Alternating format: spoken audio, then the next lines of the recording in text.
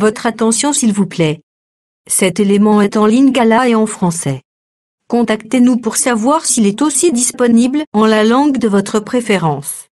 Veuillez aussi noter qu'il est en audio uniquement, dépourvu de ce fait d'image originaire. Christequality.com. Les cieux sont à la portée de votre main, juste par un simple clic de la souris. Évangileéternel.com. Conservation et partage de l'évangile éternel. En collaboration avec l'homme de Dieu, le Dr Labrito Mbala, vous propose de suivre cette présente rubrique pour votre édification spirituelle. Tous les enseignements du Dr Labrito Mbala sont disponibles sur christequality.com/labritombala.html. Bonne édification au nom de notre commun Seigneur et Dieu Jésus-Christ. Amen. Notre texte classique de Genèse chapitre 14. Nous lirons le premier verset jusqu'au 4e verset. Dans le temps d'Amraphel, roi de Shinéar, d'Arjok, roi d'Elassar, de Kédorlaomer, roi d'Elam et de Tibéal, roi de Gojim, il arriva qu'ils firent la guerre à Béra, roi de Sodome, à Bircha, roi de Gomorre, à Shinéab, roi d'Adzma, à Shemeber, roi de Tseboïm, et au roi de Béla qui est toi. Et comment qui n'attend pas que ça la bitumba na bankumu nyonso baoya Béla oya toi. Ces derniers s'assemblèrent tous dans la vallée de Sidim, qui est la mer Salée. Nyonso basanganaki na lobwaku ya Sidime oyo ezali mai ya Mungwa. Pendant 12 ans, ils avaient été soumis à Kédorlaomer, et la 13e année, ils s'étaient révoltés. Na mibu zomi na mibale bango bakonzamaki na Kédorlaomer. Na mubu ya zomi na misato bango bamiteremelaki. Actes des Apôtres chapitre 4. Je commence par le verset 17. Mais afin que la chose ne se répande pas davantage parmi le peuple, défendons leur avec menace de parler désormais à qui que ce soit en ce nom-là.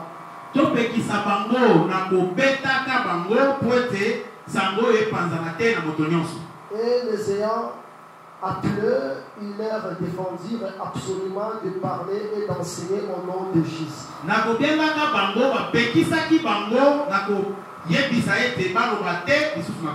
Pierre et Jean leur répondirent: jugez s'il est juste devant Dieu de vous obéir, car nous ne pouvons pas ne pas parler de ce que nous avons vu et entendu. Ils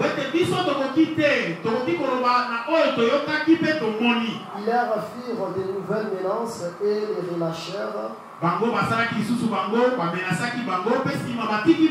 ne sachant comment le punir à cause du peuple, parce que tous glorifiaient Dieu de ce qui était arrivé. Amen.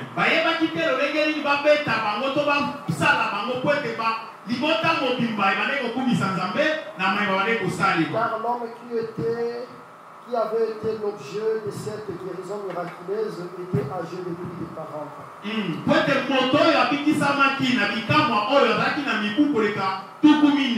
Après avoir été relâchés, ils allèrent vers les mers et racontèrent tout ce que les principaux sacrificateurs et les anciens leur avaient dit. Lorsqu'ils eurent entendu, ils élevèrent à Dieu la voix tous ensemble. Ils dirent: Seigneur, toi qui as fait les cieux et la terre, la mer et tout ce qui s'y trouve.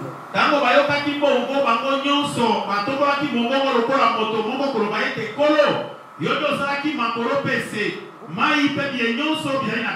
pouvez les continuer à la maison, arrêtons-nous là-bas.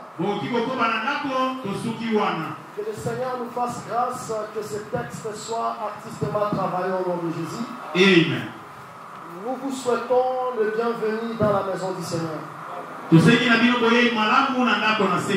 savons que ce soir, le Seigneur ne manquera pas de vous bénir. Amen. Et surtout, nous vous demandons la persévérance pour cette marche. Parce que chaque jour suffit sa peine. La nourriture d'aujourd'hui, elle sera différente de la nourriture d'hier. Tout comme elle sera différente de la nourriture de demain. Que le Seigneur vous bénisse au nom de Jésus-Christ. Amen. Écoutez les 100 livres dans le livre de Proverbes chapitre 22. Si vous prenez le verset 20 jusqu'au verset 21. Le Seigneur parle au travers le grand sage. Il dit que je mis pour toi des conseils, des réflexions, afin de t'enseigner les choses sûres. C'est que si tu veux avoir un très bon conseil, tu veux avoir une très belle réflexion, consulte le 100 livres. Tu veux enseigner en dehors de la Bible, c'est ton propre chemin que tu es en train de créer. Et ça n'amènera nulle part. C'est pour cela que vous allez remarquer que tous les ministres d'ici, tous les hommes de Dieu d'ici, lorsqu'ils veulent vous enseigner, ils utilisent toujours les 100 livres. Parce que les grands sages avaient déjà dit, Dieu a mis pour nous des conseils, des réflexions dans la parole de Dieu pour nous enseigner les choses sûres. Lorsqu'on prêche l'agneau de Dieu qui ôte le péché, c'est toujours dans les 100 livres. C'est une chose sûre, c'est une vérité immuable. Lorsqu'on veut prêcher sur le tabernacle, c'est ça le conseil et la réflexion de Dieu. Et derrière ça, il y a une bénédiction. De la même manière, lorsque nous prêchons sur le chiffre 13, c'est un conseil de Dieu, c'est une réflexion du Seigneur, et derrière ça, il y a une bénédiction. C'est pourquoi il est écrit, toute écriture est inspirée de Dieu, utile pour enseigner. Si je peux imaginer par hasard, je tombe sur l'épisode de 70 semaines de Daniel. Si le Seigneur ne me donne pas cette lumière, par exemple, je ne veux pas dire que ça n'a pas de sens, non. C'est moi qui n'a pas encore eu la lumière. Peut-être l'autre ministre, il a cette lumière. Alors moi je dois m'humilier pour apprendre auprès de lui. Pourquoi? Parce que toutes les écritures sont inspirées de Dieu. Est-ce que vous me comprenez très bien? Voilà pourquoi, lorsque nous parlons sur le chiffre 13, le chiffre 13, c'est une écriture de la Bible. Et le Seigneur cache beaucoup de choses à l'intérieur. Comment Pierre chapitre 4. 1 Timothée chapitre 2. Tu dois d'abord toucher ici encore à Genèse. Tu ne vois pas que ce sont des choses archaïques. Comme le pape François a dit, pour lui il faut déchirer la page de Genèse chapitre 19. Pourquoi on doit la déchirer? Parce que le Seigneur il ne peut pas quand même condamner les gens parce qu'ils sont des homosexuels. Mais chacun doit être libre quand même. Comment le Seigneur peut encore condamner ces gens-là? Alors pour lui, il souhaite qu'on puisse réviser la Bible. Il souhaite qu'on puisse déchirer Genèse chapitre 19. Alors que sans ces choses, tu ne peux pas connaître très bien Jésus-Christ. Est-ce que vous me comprenez très bien? Cantique de Cantique chapitre 3. La Soulamite, elle dort sur son lit. Du coup, elle se réveille. Elle cherche son chéri. Mais elle ne voit pas son chéri. Elle doit parcourir la ville. Lorsqu'elle parcourt la ville, elle va croiser les gardes qui font la ronde de la ville. Elle va les questionner. Avez-vous vu mon bien-aimé? La Bible est merveilleuse. Les gardes ne répondent pas. Néanmoins, elle pose la question au garde. Le silence de garde, c'est une réponse. Tu peux demander quelque chose au Seigneur. Il ne faut pas seulement entendre que le Seigneur ouvre la bouche. Même lorsqu'il reste calme, il donne la réponse. Est-ce que vous me comprenez très bien?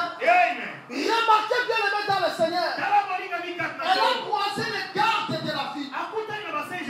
Les gardes de la ville ici, ce sont des prophètes. Parce qu'après avoir le croisé, la Soulamite va les traverser. C'est lorsqu'elle va les traverser qu'elle va croiser son bien-aimé. Tu veux voir le bien-aimé? Tu veux voir Jésus?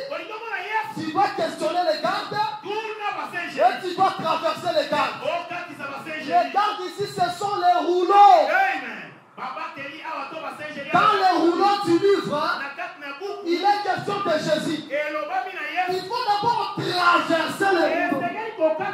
Il faut percer les rouleaux pour croiser les bien-aimés. Est-ce que quelqu'un m'écoute? Je dis ceci, le miel est dans les lions. Mais tu ne peux pas manger les lions. Tu ne peux pas manger le miel si tu ne déchires pas les lions. Il faut traverser les lions pour croiser le miel.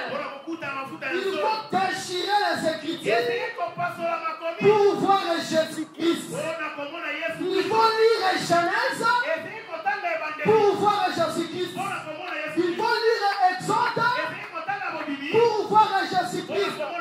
Vous sentez les Écritures. Vous pensez avoir la vie en elle. Alors que ces Écritures rendent témoignage de moi. Et puis lorsque la Soulamite, lorsqu'elle va croiser le bien-aimé, elle va saisir le bien-aimé. Elle va plus lâcher le bien-aimé. Elle va amener le bien-aimé dans la chambre maternelle. Là où elle était, dans la chambre maternelle, il y a ma maman. Dans la chambre de sa mère. Amen. Là où sa mère elle avait conçu. Oh, la chambre, c'est l'éternité. Tu ne peux pas rentrer à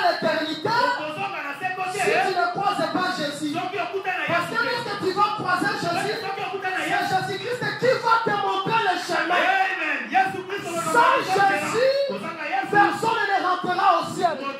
C'est pour cela qu'il dit, je suis le chemin, la vérité et la vie. C'est-à-dire que c'est Jésus-Christ qui est le campement qui nous prépare pour rentrer au ciel.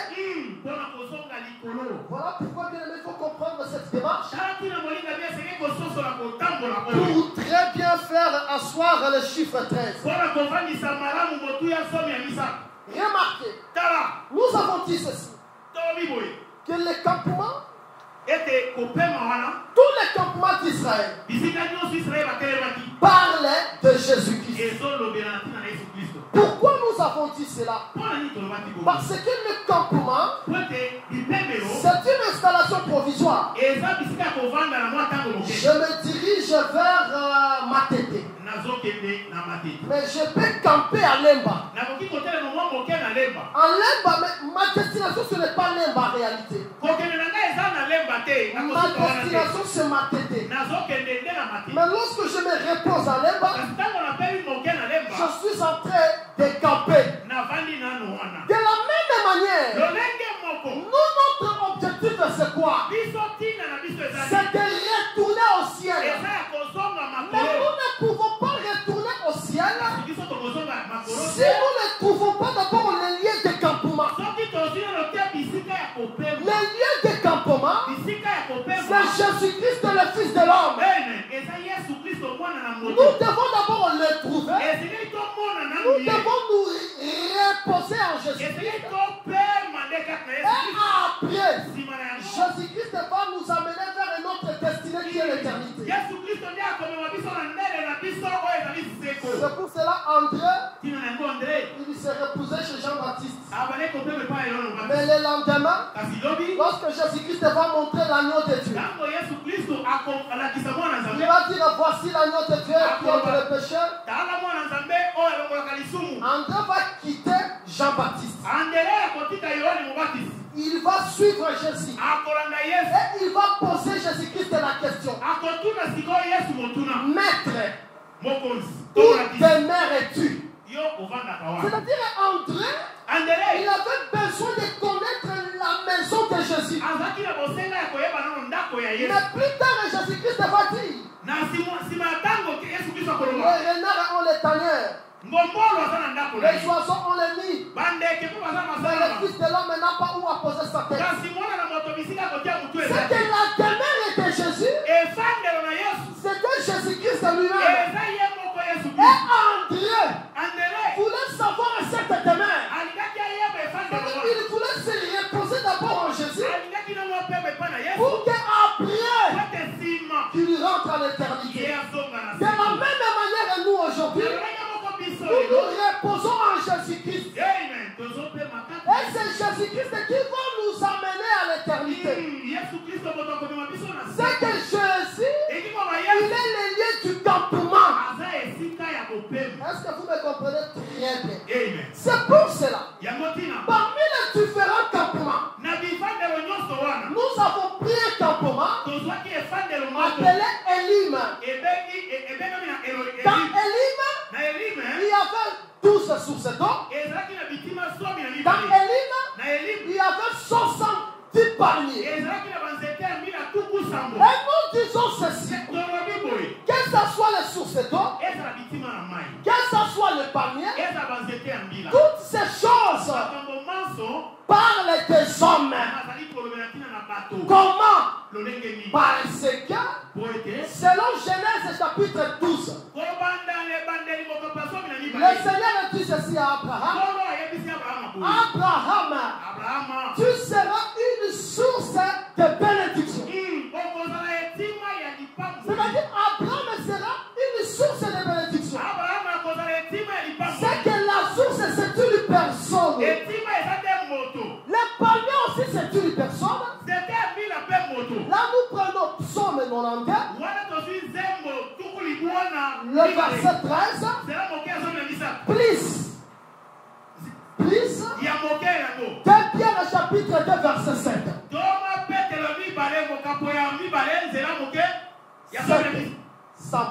Avec ce 2 deux versets, avec ces deux passages, nous comprenons que les paliers c'est Lot. Pourquoi? Parce que les justes croient c'est comme les paliers. Et Pierre nous dit que Lot il était juste. C'est que Lot c'est un palier. Abraham c'est une source. C'est que lorsque Dieu est venu dans la maison de Térak, il a pris Abraham. Abraham est accompagné de Lot. C'est que le Seigneur est dessiné Élim en miniature. Parce que là, il y avait la source qui est Abraham. Il y avait aussi le palier qui représente Lot. Voilà pourquoi, si nous voyons les 12 sources d'eau, avec les 70 paliers, ça nous donne 82 personnes. Parce que les paliers, là, les 70 paliers parlent de 70 personnes. Et les 12 sources d'eau parlent aussi de personnes. C'est-à-dire on va faire 12 plus 70. Ça va nous donner 82. Maintenant, Jésus-Christ est comme le campement d'Israël. Jésus-Christ est comme le véritable Élim. Dans le livre de Luc 9, il prend 12 apôtres. Il va les envoyer. Il les envoie pour faire quoi? Pour chasser les démons, pour guérir le malade, pour prêcher la bonne nouvelle. Toujours dans les 100 livres de Luc, dans Luc 10, il prend encore 70 ou 70 disciples. Il les envoie aussi pour faire la même chose. C'est que nous allons faire 12 plus 70. Ça va nous donner 82. C'est que Jésus-Christ, c'est lui le véritable Élim. Il avait 82 disciples. C'est pour cela qu'il les sépare. Il met 12. C'est comme les 12 sous ce don. Il met aussi 70. Comme les 70 paliers. Est-ce que nous sommes ensemble? Mais remarquez encore de merveilles du Seigneur. Jésus-Christ va les envoyer des athées. Là, dans le livre de Luc 10, il envoie les 70 des athées. Mais dans Luc 9, on ne nous dit pas qu'il a envoyé des athées. Là, il faut lire un autre livre de l'évangile. Si vous prenez Marc 6, le verset 7, vous allez comprendre. Quand même Luc n'a pas mentionné le détail, Jésus-Christ a envoyé aussi les 12 des athées. C'est-à-dire les 82, il devait former le couple, il devait former 41 couples. Les mamans, vous me comprenez très bien? Que le Seigneur vous bénisse au nom de Jésus. C'est que Jésus, il était vraiment la véritable arche de Noé. Parce que l'arche de Noé, elle est la conservatrice de vie. Mais comment conserver la vie? Il faut faire entrer les couples dans l'arche. C'est-à-dire l'aigle qui va entrer dans l'arche, il ne peut pas être célibataire. Noé qui entre dans l'arche, il entre avec sa femme. Sem entre avec sa femme. Cham entre avec sa femme. Japhet entre avec sa femme. Le but aussi doit entrer avec sa femme et chef. C'est-à-dire que tous les animaux qui doivent entrer dans l'arche, ils doivent entrer des athées. Maintenant, Jésus-Christ doit avoir aussi des pour C'est moi qui conserve la vie. Je dis à une sœur ce soir, sache-le que tu n'es pas seul. Même si tu n'as pas encore vu ton mari, s'il n'est pas ici, il est quelque part. Je vais dire aussi à un frère, si tu n'as pas encore vu ta femme, si elle n'est pas ici, elle est quelque part. Pourquoi? Parce que 1 Corinthiens 11 dit, toutefois dans le Seigneur, il n'y a pas un homme sans femme, ni une femme sans homme. Comment tu peux croire qu'une hirondelle peut être en couple, mais toi tu ne seras pas en couple? Comment? Les moineaux, il peut être dans le couple. Les chiens, il est dans le couple.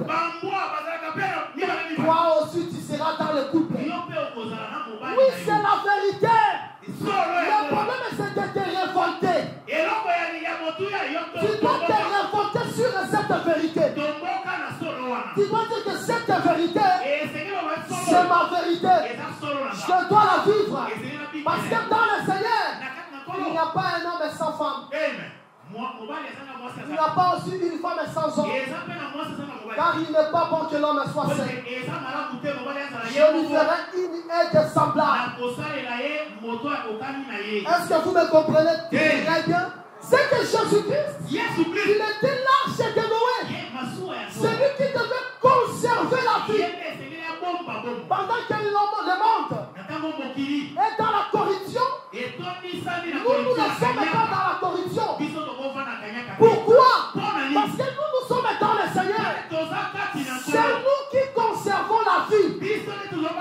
C'est nous qui conservons la vie de l'humanité. La terre écoute encore. La terre. Elle écoute encore. Parce que nous sommes sur la terre. C'est-à-dire c'est nous qui conservons la vie. Nous sommes les seuls de la terre. Lorsque nous allons quitter cette terre sera consumée. C'est nous qui sommes les conservateurs de la vie. Ne te néglige pas. Tu es en Jésus-Christ. Ceux qui sortent de Jésus-Christ, c'est le couple.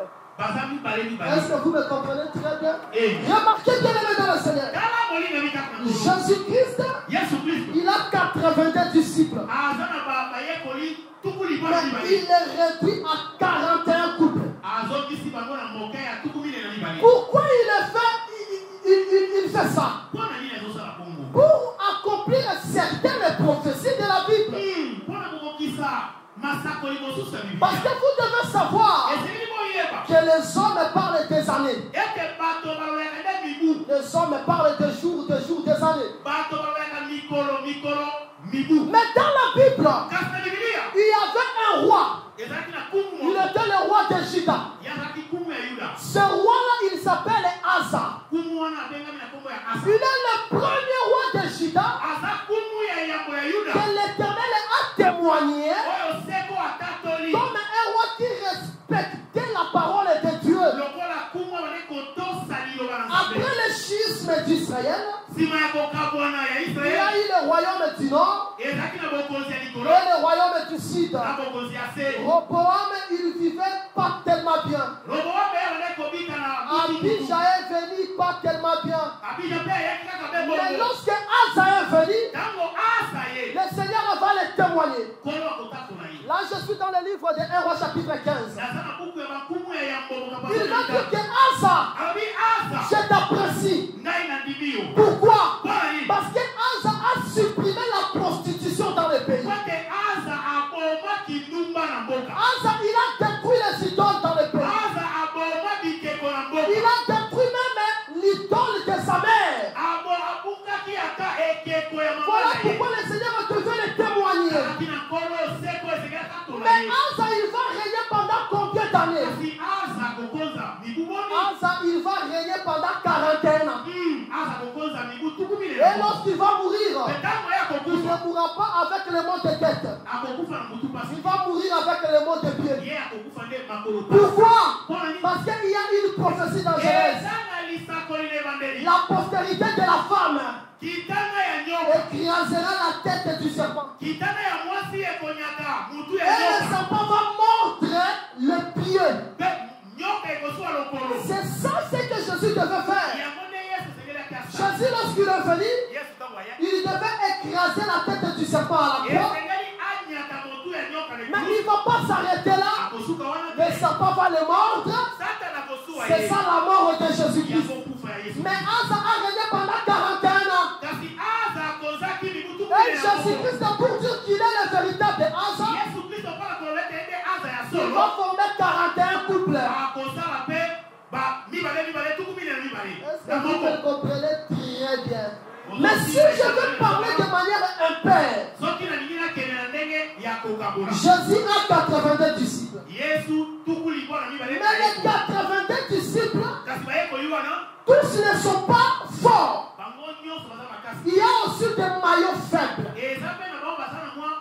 nous allons les remarquer dans le livre de Jean chapitre 6. Lorsque le Seigneur va dire ceci, aujourd'hui, vous allez manger ma chair et vous allez boire mon sang.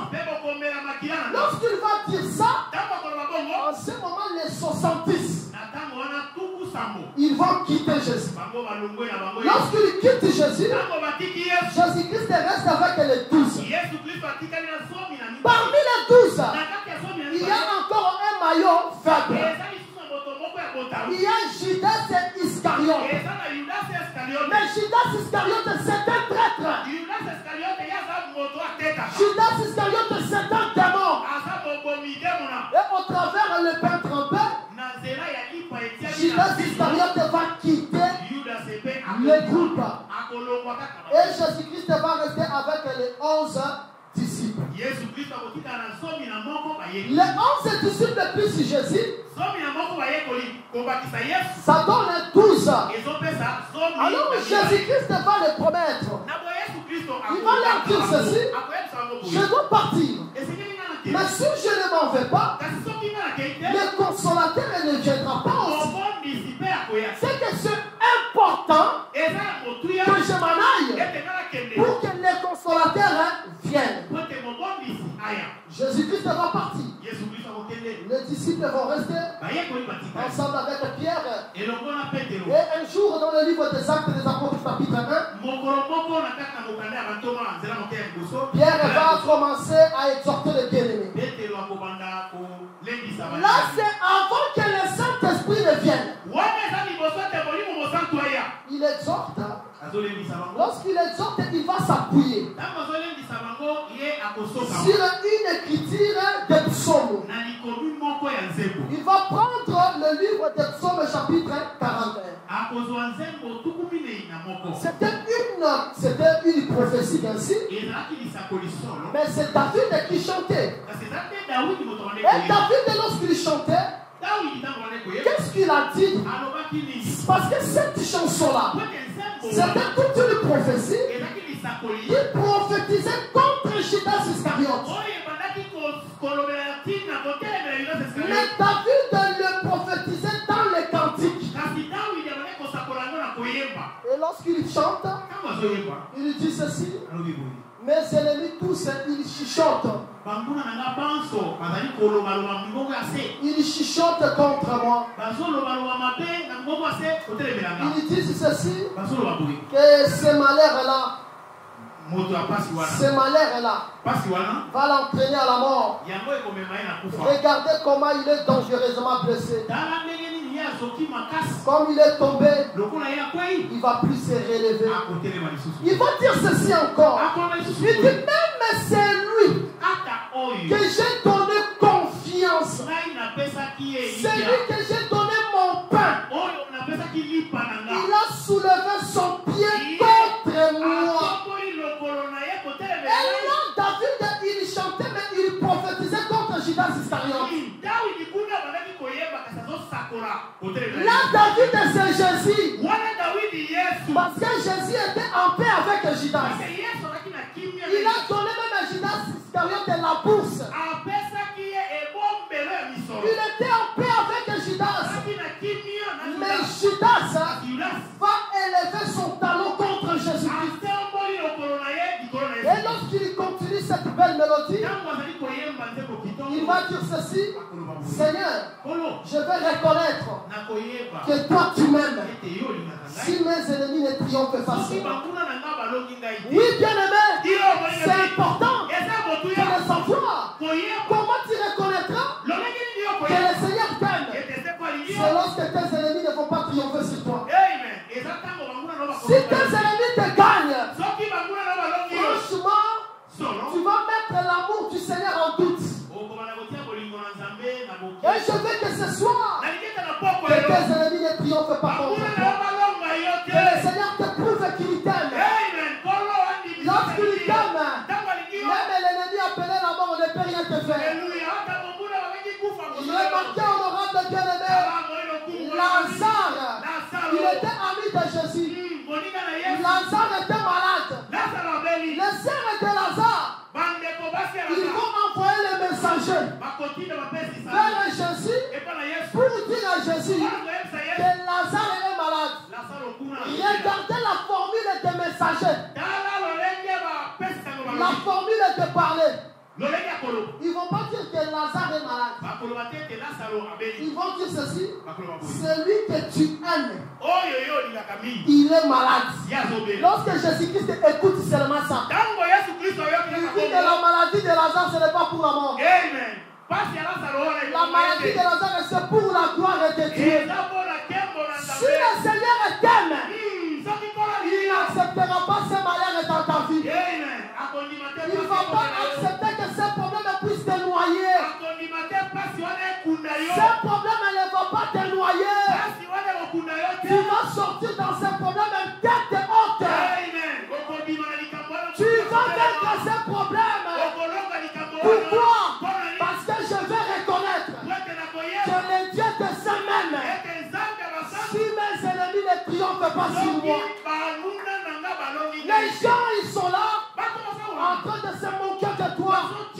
Mais il faut que le Seigneur fasse quelque chose pour leur prouver que toi tu es le bien-aimé de Dieu. Regardez ce jour-là, Laban, il a changé le salaire de Jacob 10 fois. Maintenant, comment Jacob allait savoir que Dieu d'Abraham l'aimait? Il faut que Dieu d'Abraham fasse quelque chose. Le Dieu d'Abraham a dépouillé Laban.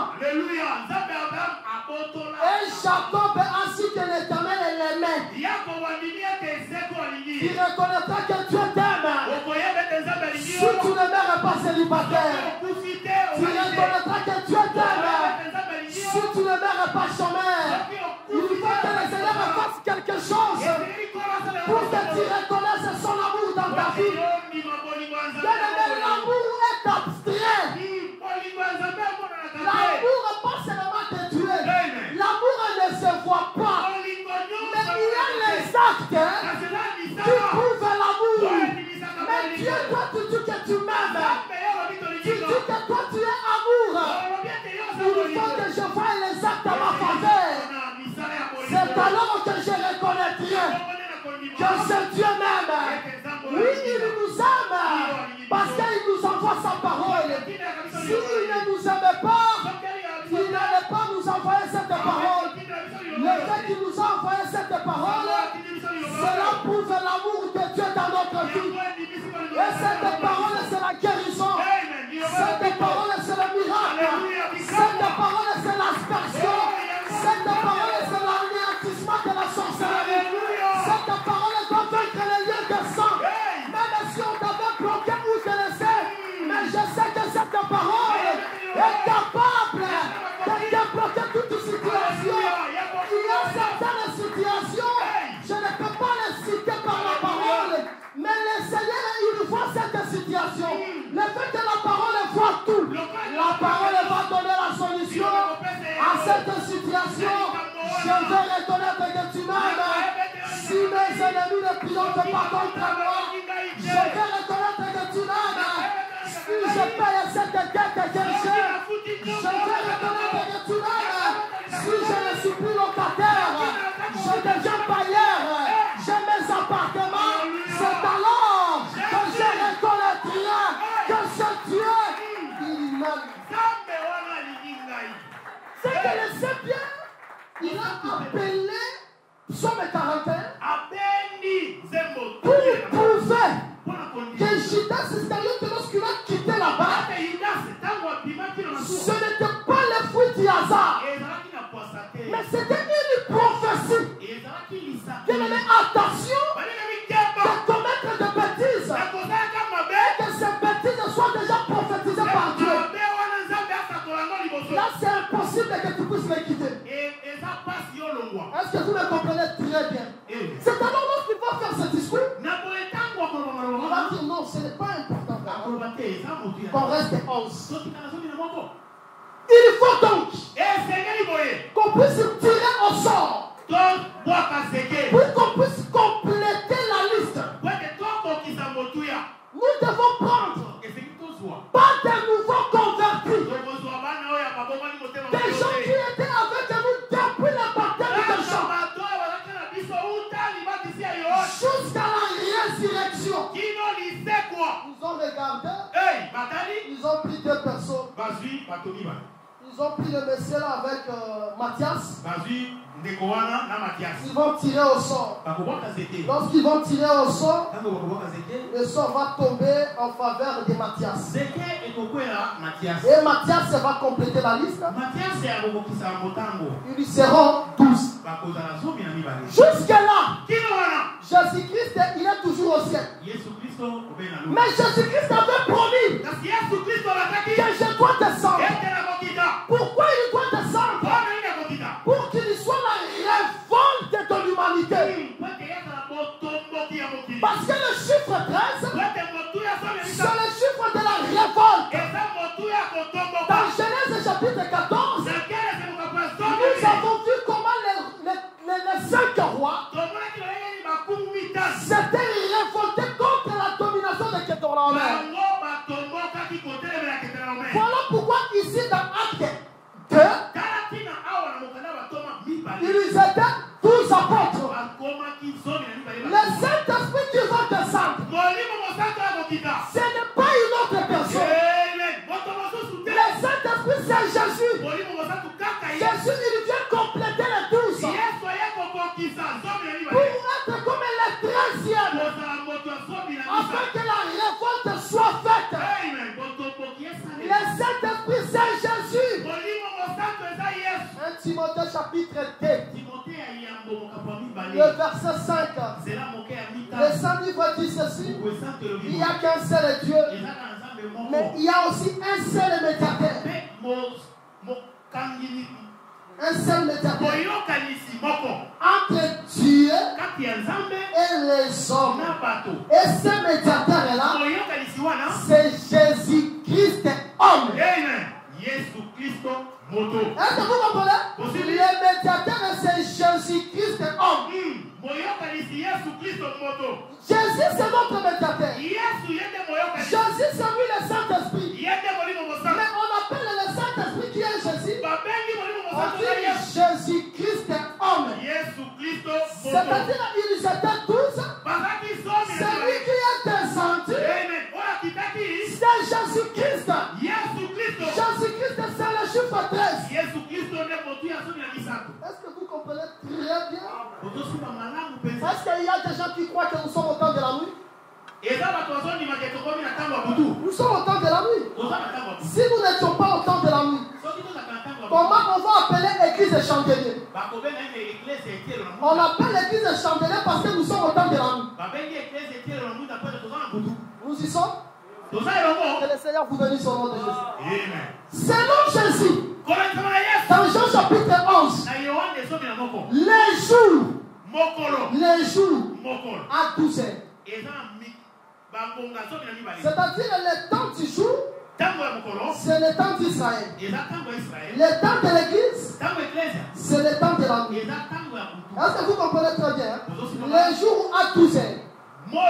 C'est-à-dire la 13e heure, ça ne sera plus le jour, ça sera la nuit. Or, nous sommes au temps de la nuit. C'est que Jésus qui est descendu, il était le chiffre 13 pour créer la révolte. Est-ce que vous me comprenez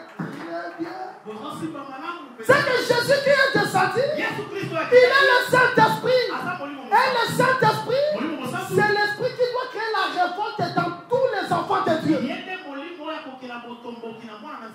C'est-à-dire si tu étais dominé par un péché quelconque, je te dis la vérité, ce péché Jésus-Christ l'a vaincu. Ton problème c'est de reconnaître que tu as Jésus. Tu vas le vaincre. Même l'apôtre Paul que nous acclamons beaucoup, il a dit ceci, hein? Les biens que je veux faire, les biens que je veux faire, je suis incapable. Mais les mal que je ne veux pas, c'est ça qui me retient.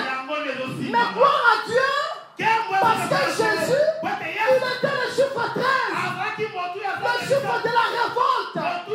Le frère Paul s'est révolté contre ses péchés. Et après il va dire ceci. Maintenant je sers de la libation.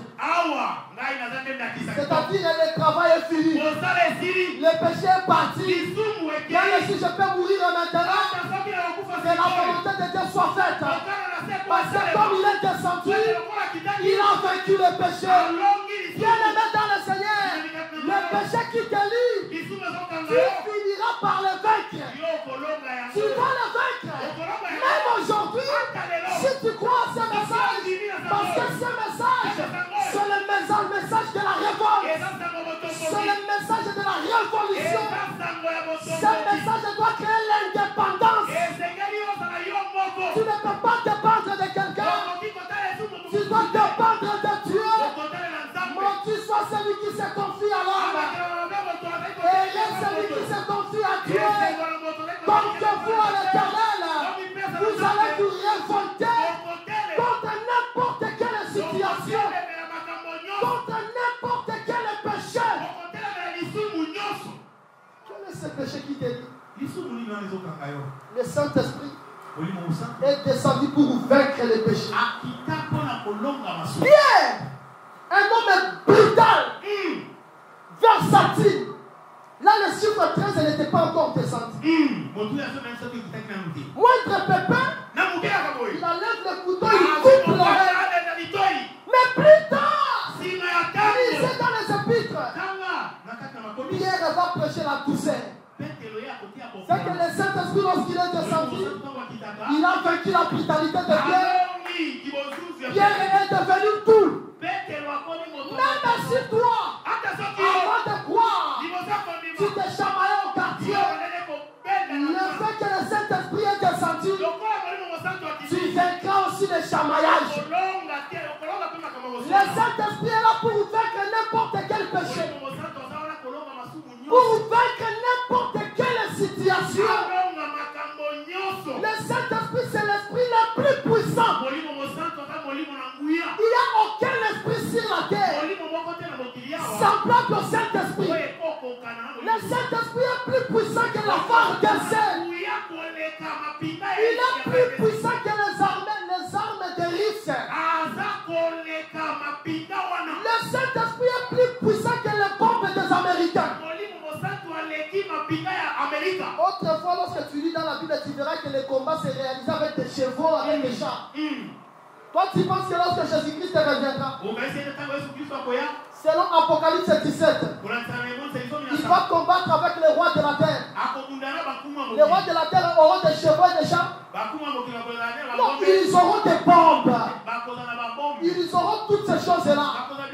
Mais la Bible dit que l'agneau les vaincra. Pourquoi? Parce que le Saint-Esprit, c'est l'esprit le plus puissant. Le Saint-Esprit peut te délivrer de n'importe quelle situation.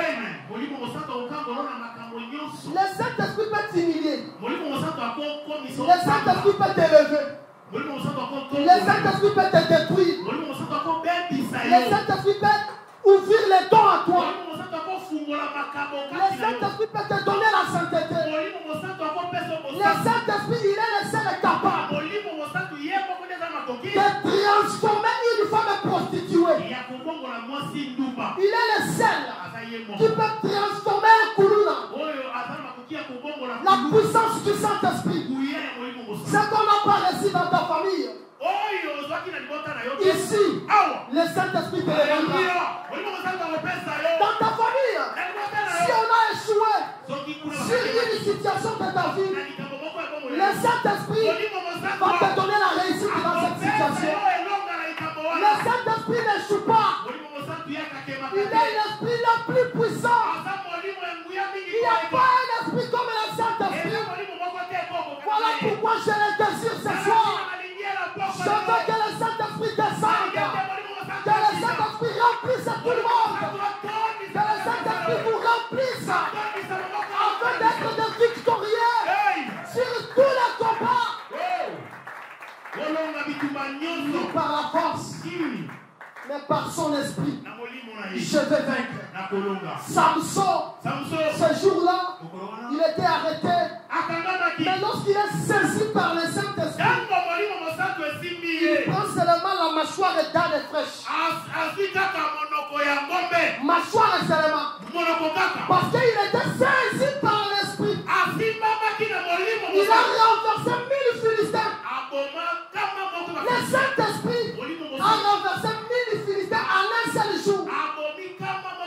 Même si tu étais possédé de 8000 démons aujourd'hui, ce soir, le Saint-Esprit qui a saisi Samson peut renverser tous ces démons et te rendre libre.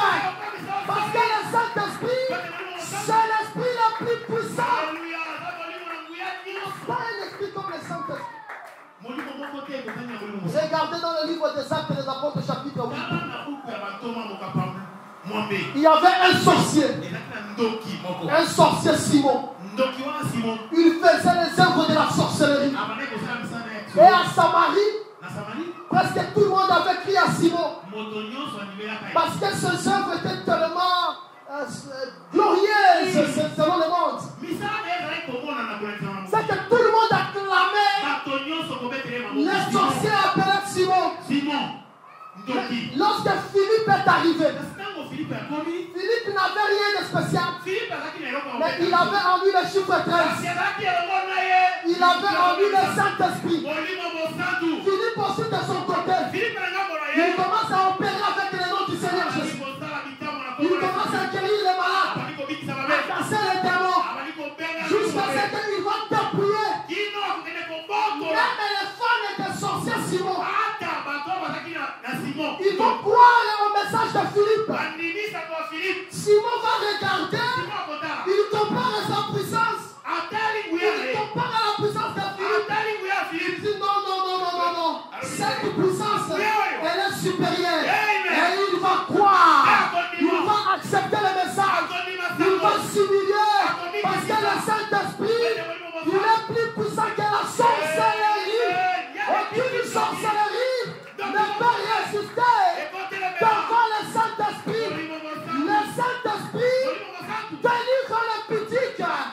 Il délivre aussi un sorcier.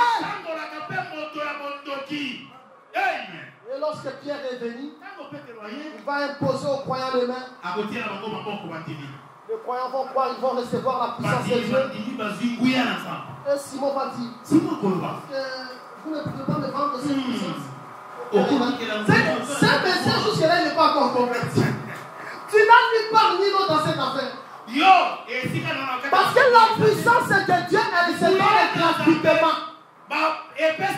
On ne l'achète pas.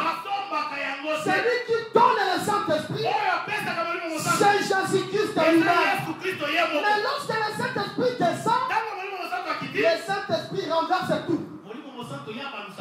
Même si ce soir, tu étais dans une prison, je te dis la vérité, pas demain. Ce soir, le Seigneur va te délivrer de cette prison. Parce que le Saint-Esprit, il est puissant. Le Saint-Esprit n'a pas besoin de lui dire que, tu vois ici, c'est une prison vraiment fortement sécurisée. Le Saint-Esprit n'a pas besoin de ce discours. Même si vous multipliez de barrières, le Saint-Esprit brise. C'est pour cela Jésus-Christ, sous forme du Saint-Esprit, lorsque Pierre était dans la prison, il est venu Il a brisé les verrous de prison. Et Pierre était libre. De la même manière, toi, si tu étais dans une prison de la forêt, si tu étais dans une prison en dessous des eaux, ce soir, la descente du Saint-Esprit, qui est le chiffre 13, doit briser tous les verrous de fer. Est-ce que vous le comprenez très bien? C'est comme si les peurs ne sont pas encore arrivés. Je dis ceci, Jéricho était barricadé. Personne ne pouvait entrer, personne ne pouvait sortir. Mais le Seigneur va dire ceci, Josué, la seule manière de renverser la muraille de Jéricho, c'est d'écouter mes instructions. Mais qu'est-ce que vous allez faire? Vous allez parcourir, ou bien vous allez tout encercler. Vous allez faire le tour de la muraille. Le premier jour, retournez en Maladiboso. Le deuxième jour, Malami Balé. 6 jours, retournez en haut 6 fois. Est-ce que vous comprenez bien? Mais le 7e jour, vous devez tourner 7 fois. Et après, vous allez pousser le cri. La muraille va s'écrouler. 6 tours. Plus 7 tours. Ça fait combien? 13. C'est que lorsqu'on... Alléluia! C'est que moi, comme à la méthode, on va comprendre. Vous notez? C'est que tout le monde s'est fait à Maladiboso. Malami m'a les 6 fois pendant 6 jours. 7e jour, on s'est fait on s'est dit tour 7 fois. Ensuite, 6 tours. Na 7 tours, on a additionné en gros. Et puis, c'est combien? C'est que ce qui chiffre 13 est à ta muraille à Jéricho Zaraki. Il faut s'écrouler. Je dis ceci, n'importe quelle prison, à cause de la présence de chiffre 13, la muraille doit s'écrouler. Tu dois sortir de cette prison. Prison à Bangwaka, au Kobima la carte na yango. Prison à Baluba, au Kobima la carte na yango. Prison à Banante, au Kobima la carte na yango. Prison à Batekela, il y a Baluba, il y a Bakongo, il y a Bamoa, ma prison yoso, au Kobima la yango. Lorsqu'on fait 13 tours, il faut que la muraille s'écoule. Personne n'est entré, personne n'est sorti. C'est pour cela que tu ne comprends pas dans ta vie. Comment ta vie est statique? Tu n'évolues pas. 2016, tu es le même. 2020, tu es le même. 2021, tu es le même. Attention, toi, tu n'es pas Jésus. C'est Jésus-Christ qui est le même hier, aujourd'hui, éternellement. Mais toi, ta vie doit évoluer. Je souhaite que tu prospères à tous égards. C'est ça la volonté de Dieu. Personne n'est entré, personne n'est sorti. Mais lorsqu'on fait 13 tours, il faut que la muraille s'écroule. Si Jésus-Christ, comme le Saint-Esprit, comme le chiffre 13, il est ce soir au milieu de nous. Franchement, non, il faut quoi? Non, il faut quoi? Non, mon couteau là, t'es encore le manteau. Il faut mon couteau là, panzana. Prison, il est de ma canguille. Prison, ma donne pour ma mère. Prison, à la paix, ça, il dit. Et quoi? Job chapitre 5, verset 19. Alors, 6 fois, il me délivre de l'angoisse. 6 fois, il me délivre de l'angoisse. 7 fois, je suis libre. C'est-à-dire qu'il délivre 6 fois. 7 fois, je suis libre. 6 plus 7, ça fait 13. Lorsque le chiffre 13 est là, c'est la délivrance totale. Lèvez-vous, nous allons prier et nous serons délivrés de tous les blocages, de tous les célibats, de toute difficulté. Jésus doit nous libérer, car il est écrit, vous connaîtrez la vérité et la vérité vous rendra libre. Que le Seigneur vous bénisse au nom de Jésus-Christ. Alléluia. Bien-aimé, tu vas prier. Tu vas prier. Okosambela. Namona yo Yesu. Oh Jésus. Oh namona yo Jésus. Nasiva yo koloe.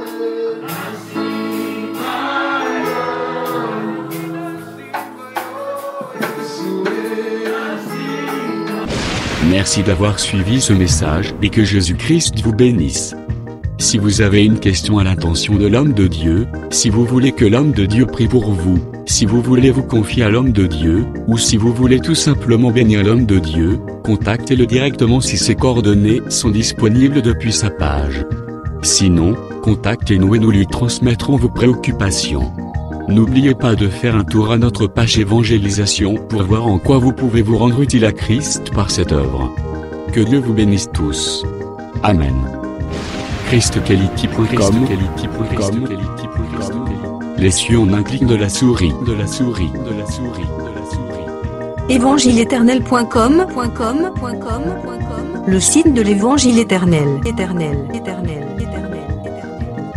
Christ et Quality Fondation, équilibrer la manne ramassée dans le désert de sorte que chacun ait un numère.